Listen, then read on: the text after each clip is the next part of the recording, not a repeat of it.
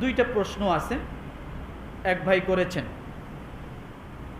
প্রশ্ন করেছেন, আসলে এগুলো প্রশ্নের সময় এখন শেষ হয়ে গেছে, তারপরও করেছেন যেহেতু।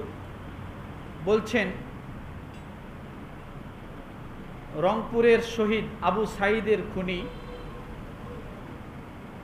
আচ্ছা আমরা এইভাবে না বলি, কথাটা হলো এরকম যে একজন মানুষকে বিনা কারণে হত্যা করা হয়েছে মনে করেন। প্রশ্নটার উত্তরটা আমি এভাবে দিচ্ছি, একজন মানুষকে বিনা কারণে হত্যা করা হচ্ছে। এখন যিনি হত্যা করেছেন তার যে স্ত্রী আছে তিনি তাকে নাকি ডিভোর্স দিয়েছেন। তা আমি বলি যে ডিভোর্সটা তো দিতে অনেক দেরি হয়েছে, বিয়ের আগেই তো ডিভোর্স হওয়ার কথা। বিয়ের আগেই কেন এই কথাটা বললাম যে হুজুর বিয়ের আগে ডিভোর্স হবে কেমনে? এ ভাই, কোন মানুষ ঘুষ খায়, কোনটা ঘুষের চাকরি আর কোনটা ঘুষের চাকরি না কে না বোঝে বলেন তো?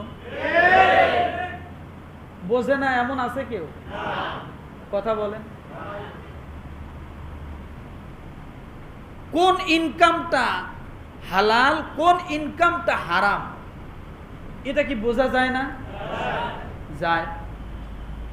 আর যদি এই রকমটা কারো জানা থাকে স্পষ্ট যে এই ব্যক্তির ইনকাম হারাম আর ওই ব্যক্তি বিয়ে করতে আসছে, তাহলে ওই মেয়ে যদি জানে যে এই লোকটা ইনকাম তার হারাম, তো বিয়ের আগেই তাকে তালাক দেওয়া উচিত। কথাটা কি বলছি বুঝে আসছে? কেন তালাক দেওয়া উচিত? সে জানতেছে এই লোকটার ইনকাম কি হারাম, তা আমি স্ত্রী হয়ে যায় ওর ওই হারাম কেন খাবো? আমার দরকারে নাই ওর স্ত্রী হওয়ার, ওর আগেই তালাক দিলাম।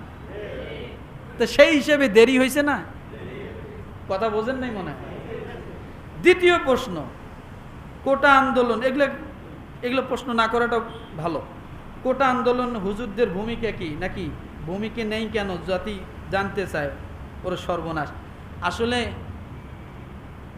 কি বলবো, আমরা তো আসলে এদেশের নাগরিক শুধু ভোটারে, বিশেষ করে হুজুর আমরা যারা আছি, আমরা এদেশের নাগরিক শুধু কি ভোটারে, আর কোনো জায়গায় কি আমাদের কোনো আছে কিছু?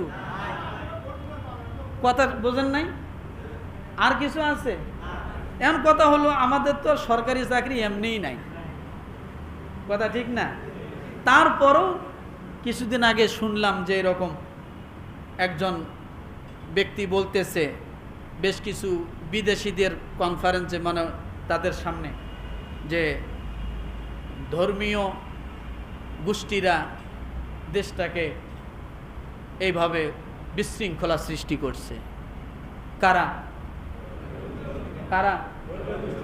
ধর্মীয় গোষ্ঠীরা। তা আমরা নামই নাই, তাতে যদি এই কথা, তা নামলে আর কি হতো? এই জন্য আমরা দূরে আছি। কথা বোঝেন নাই?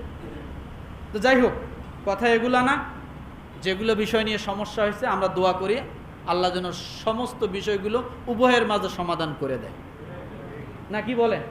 আমরা বিশৃঙ্খলা চাই না, অশান্ত চাই না, অশান্তি চাই না, কোনো ধ্বংসযজ্ঞ আমরা চাই না।